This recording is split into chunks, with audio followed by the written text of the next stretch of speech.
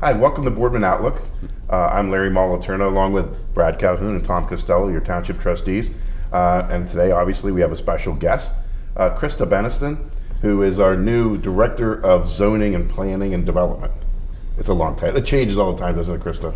Yeah, I think officially I am Zoning and Development, but I get called everything from, the zoning lady to zoning and development, so yeah, it changes. Zoning czar, I like that. Yes. We'll see if that one Depends on the sticks. phone call in the day, right? Yep. We want to have you on today because we wanted people to get to know you, number one, and number two, I think talk a little bit about not only kind of how your career has led you to this point of being here with Boardman, but also to talk about sort of what the vision is moving forward, because your department's changed a lot. I mean, hence the name. That's why we joke about it, but we've really tried to make that more than just a zoning department. So, give us a little bit of your background first of all. So I'm originally from Lima, Ohio. I went to Miami University for undergrad, and there I really got into geography and planning and sort of just really interested in how communities worked and people and places, and that's how I got involved in all of the kind of urban planning. And then I went on to Ohio State to get a master's in city and regional planning, and that really kind of honed in on just interests and developing that. While I was there, I did an internship with the City of Dublin in their planning department, and that's been a great experience. That's even helped me 10 years later here, just working with developers, residents, presenting to boards. From there, I moved to the Valley in about 2008, but I was commuting to Akron, working for a regional transportation agency for the past 8 years. So managing all of the long-term planning for the greater Akron area. So I did looking at all the demographics to where we're putting our transportation assets, such as bike planning, pedestrian planning, looking at the overall picture for where people are moving. And then we also started a small grant program really looking at how to revitalize communities. Areas such as Montrose there has a lot of commercial, a lot of neighborhoods, kind of similar to here, but just looking at different corridor planning and a lot of that. While I was working there, living here on a couple boards, I was on the Property Maintenance Appeals Board for the City of Youngstown for 2.5 years. And so that really gave me good insight and experience into some of just the property issues that the area is dealing with. And also just experience dealing with people and some of their challenges for why your house has or hasn't come into compliance and how to deal with that. So when this came up, I think it was a really good fit for my interests and background, but also where I see myself going, and then also being able to make an impact where I live. Well, you talk about some of the things that you've done in Dublin, for example. I mean, if anyone knows that area down near Columbus, I was at west of Columbus. I mean, the growth has been phenomenal over the last couple of years. And I think that's sort of what we're kind of looking at a lot now, is that this department has always been zoning, Right. which is more kind of punitive, and it's about maintaining our zoning codes and things like that, which continues to be important. But I think that, and we've talked about this as a group now for years, that we're trying to prepare Boardman for this next round of redevelopment and repurposing of facilities and houses and things like this. And so we did need to put in a planning aspect of your job.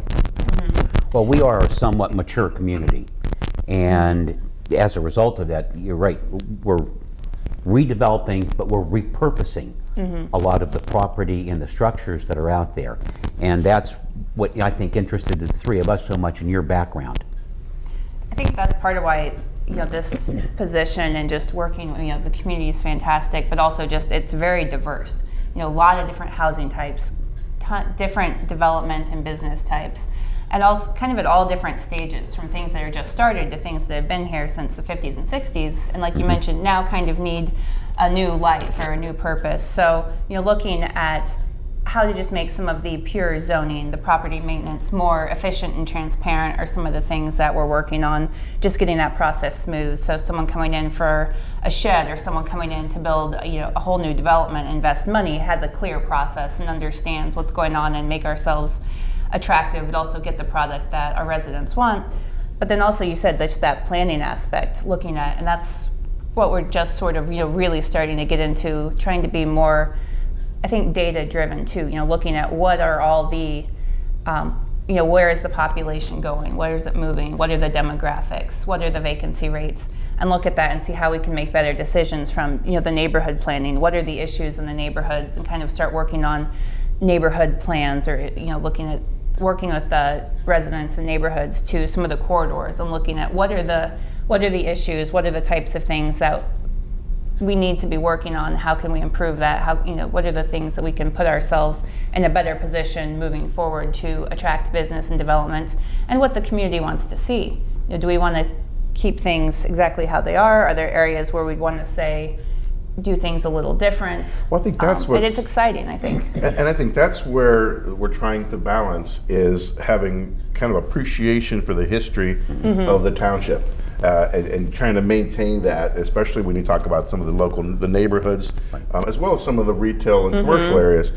But I think what we're learning from other communities that have had growth in the past is there might be ways for us to do both and be able to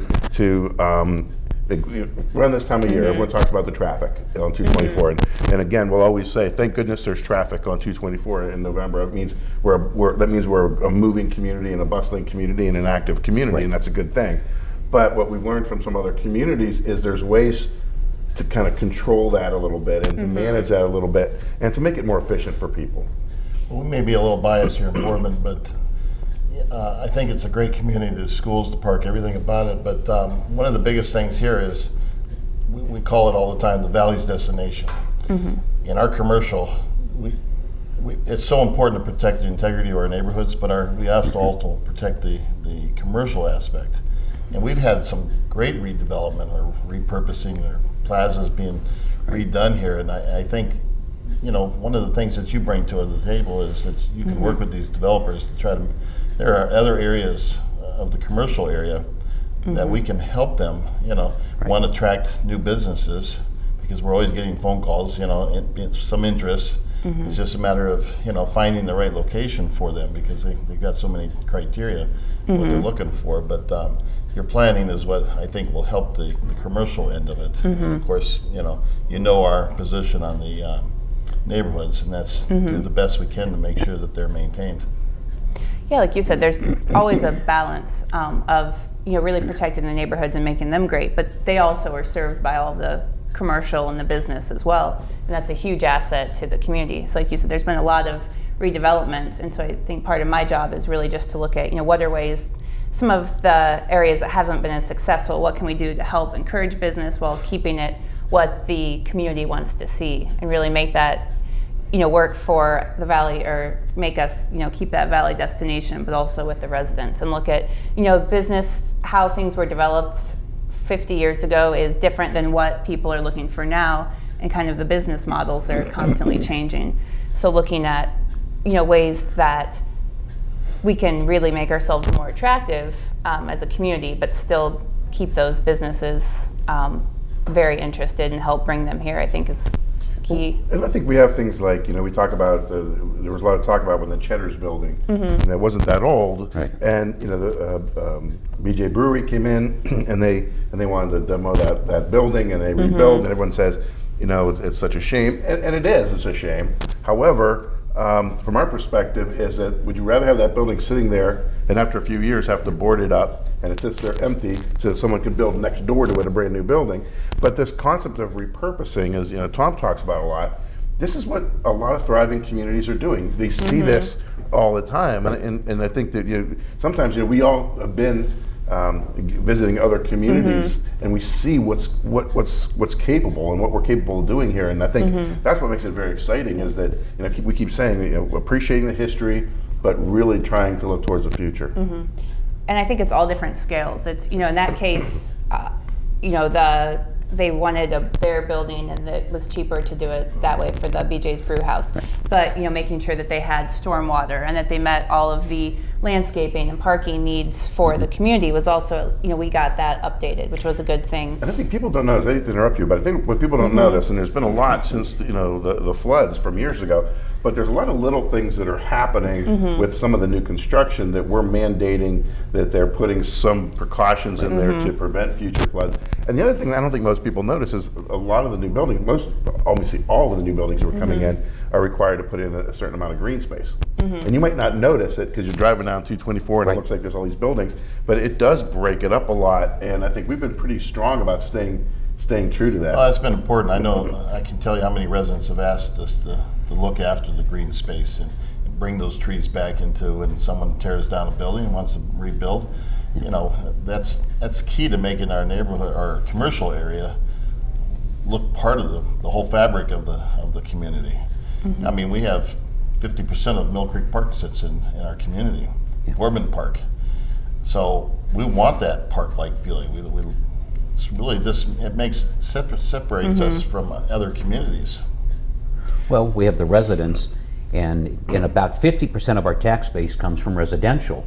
The other 50% comes from that commercial. And so it's finding that balance and keeping everybody happy.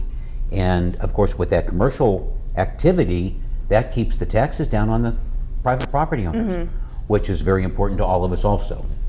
And you know, we love talking about, I get excited with talking about the future and what we could look like. But however, a lot of what your job is also is the maintenance and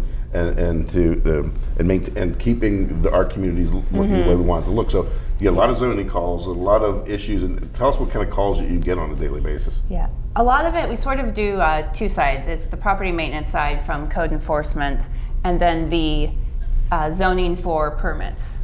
Talk about the first thing that you said. Yeah, there for so that. That's probably most of the the property calls. maintenance, is a lot of the calls. So everything from grass cutting is a big one in the summer, grass and weeds. We do a lot of peeling paint, rubbish and debris, so people leave the trash along the side of the house for, it could be weeks, or we've seen, where it's months and it builds up. And so there's a lot of things, and that's part of, just different areas have different challenges. And some with the older houses, peeling paint is a big issue, or roof and gutters, and those are big, expensive items. So a lot of what we do now is complaint based. So if someone calls and has a complaint, what we do is we send a field inspector out. They go check it, bring it back. We look at it and see if there is an issue, and if there is, we send a letter notifying them that they need to come into compliance. And our goal is always compliance, is to work with them as much as possible to get that done. And then if we have to do other means, we hope we don't have to cite them, but we really try to work with them. But so we get calls from a pretty wide variety, which keeps it interesting. But and there's a process to this, and people need to know that if you call in because maybe there's something wrong with the neighbor's home or something like that, there is a process, and we're trying to go through this. It doesn't always happen overnight, but there is. And I think the other thing that's significant, and if you look throughout the whole valley, not just in Boardman, but there are unfortunately a number of homes that have been foreclosed, and sometimes that gets into the control of the banks. And I know you work a lot with the banks, and that's where we get a lot of the high grass issues and things like that, right? Yeah, the housing bubble really did, affected the whole area, but you see it still now is a lot of people that it's bank-owned houses, or absentee landlords, or people, even out-of-town investors, out-of-state, out-of-country investors that own property here that, they're not as concerned because they don't live next to it. And so a lot of it's trying to track those who track the owner down and see who it is, try to get in contact with them, let them know there's an issue. Sometimes we can get it fixed. If not, a lot of times is looking at, are the taxes delinquent? Are there avenues we can pursue to maybe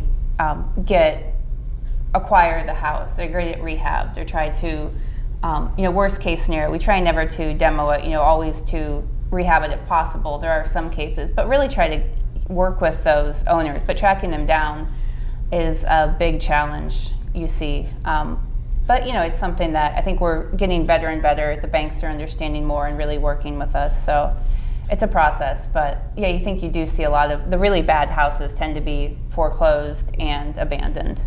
One of the things I guess our zoning department, everyone should realize, is that you're a staff of about 3.5 on some days, and the number one way to help zoning, number one way to help our community is to actually email you, phone call, and report it. Yes. Because we really don't have people that just drive around Boardman looking for violations. It's really complaint driven, and I think, for the TV show, for the purpose of this, it's anonymous, correct? Yeah, all of complaints are anonymous. We don't keep records. We don't even ask for names. Yeah, we do have 2 part-time field inspectors, but like you said, it's largely complaint driven. We are trying to, really on the data side, be hopefully more proactive in the coming year and years of how we look at different neighborhoods and be more proactive at addressing some of those issues, especially in sort of areas that we know have, say, a higher vacancy rate or higher rental rates. But yeah, if someone calls or emails, just letting us know. It doesn't happen overnight. We do always give the property owner time. What is that process? To fix it. I guess for, a lot of times people call me and say, hey, high grass, I reported to you. And then they call me and then, 4 days later and say, well, it's still high grass. What's the process? Yeah, high grass is handled a little bit differently than if it was, say, peeling paint or rubbish and debris. High grass, we make a list and then we notify the property owners, and they have 7 days to comply. So then after 7 days, we have to go back out, check, see if it's still high, and then at that point, we hire someone to cut it. So, it is a 2-week process, Right. and, we do always try to give the property owner the chance to cut it and the benefit of the doubt. But, so if someone has high grass, it takes a week or two for us to be able to address it legally even. And then with other issues, we'll try, if someone's making progress, we do try to work with them. If they're, because a lot of times, especially, houses, the peeling paint, the roofs, windows, those are all very expensive things. What's the process for the junk and debris. Peeling paint? Those are similar. We'll get the complaint, we'll go check it out, take pictures, make sure it's a valid complaint. And then once we've established it, we notify the property owner, let them know what the issue is, and they have a certain time period. So then we go back out, recheck it, and usually we send 2 to 3 letters depending on if they've made progress. So we always try to work with them. So when it's really cost related, you try to give them a little extra time or a little bit more notice. Mainly if cost, but also if they're making progress. If they have a huge house and it's going to be multiple things, and they're making slow steps, we'd much rather work with them than take them to court. But if it's, a bunch of trash on the front porch or something that would take an afternoon to clean up, and they're just not doing it, we see a lot. We have issues with that, and that's when we just try to push them. But sometimes we do end up fining them. Well, I think, we talk about we want to preserve the integrity of the neighborhoods, and then we ask people to call in and things like that. And I think we're just asking people to be good neighbors. That's what it comes down to. Just respect each other's property. Take care of your house. Take care. And I think that those are what a lot of those calls that you end up getting, and it's unfortunate. They're things that can be avoided. Yeah, a lot of it's a lot of the trash kind of debris around the house, things have been a junk pile that have been piling up, attracting rodents, that kind of thing that people want to just see cleaned up. A lot of things are a weekend project that we see, that we just really try to make them understand why we're doing it. Well, and the other part I want to mention about this is that we have a lot of people now who rent in Boardman Township, apartments, homes. And we have really been working on that, and we've been working very hard with landlords, but we are going to set certain standards about what properties need to look like and operate like if they're going to be in Boardman. And if you are a good landlord, we want you to come to the Boardman, and we'll welcome you with open arms. If you're not going to take care of your property and you're not going to be a landlord, then we're going to have problems. We're going to deal with it accordingly. And the landlords that take care of their property, you're right, we welcome them. I'd like them doing more property. The other ones, they have to understand we have certain expectations. And as Brad said, our word has been from the day one, protect the integrity of our neighborhoods. And these folks that come in and want to buy these homes and then rent them to anybody, that's not acceptable. You've got to maintain that property so that the next door neighbor doesn't have to look out at something, like you said, and see trash or grass that's not cut or whatever it is. I mean, worst case scenario, we had and it was a rental, they didn't have water or trash collection. So they've been piling trash in the backyard. We sent them a letter. They moved it to a shed. And that's kind of then when the health department has to get involved, and it's a little more. But, some of those rentals, like you said, we have fantastic landlords that keep the properties up great. And then we also have ones that, they might be local. They might, be in Youngstown or Canfield. And they just, it's not their neighborhood, so they're not by it. And I think, and we have to deal with it to the bank-owned ones. So just tracking down that ownership and really holding people accountable. And it's, the property code is basic, keeping your house up, keeping the weeds, trash, debris. But I think, you do see a lot of cases where just the not being a good neighbor and not caring about the community. So those are what we try to really address. They'll do it. I think we should, before we go, we make sure we should give your phone number out for the zoning office to make sure that if someone has any issues, that they know they can make that call. Yeah, the zoning department is 330-726-4181. And you can call and talk to myself or any of the other staff there. I think the other thing I want to mention, since we're kind of talking about sort of a zoning issue, but when we're talking about neighbors looking out and looking at each other's, what you're looking at properties, we're also going to ask people to do another thing. Every year we talk about with our police department about people being vigilant and looking. If you see activities going on in your neighbor's home that's not appropriate or concerns you, please call us on those things too. Because those are other issues that our police department need to know about. Well, our police chief is always saying that extra set of eyes. And who knows better what fits into a neighborhood than the neighborhood itself? Right. Gee, They know that- when something's off. Yeah, something's like, that car's never been here. Why is that car parked over there and people sitting? Call 911. Let us know what's going on. I mean, and that's why they passed a levy, 5-6 years ago to bring on additional support. Right. And it's never an issue. It's not an issue to call the police. That's what they're there for. And I can guarantee you they would rather be busy than just parked in the parking lot waiting for a call. So this has been very informational. Krista, thank you so much. Welcome to Boardman Township, and looking forward to you being here a long time and doing some great things with us. Yeah, no, thank you. I'm extremely excited to be here and just looking forward to everything, the future of the community and being a part of it. Well, and I think we're going to get together next time and we're going to talk about some of the highlights from 2016, and we'll talk about some issues that we want to work on in 2017 and some of our goals for that year.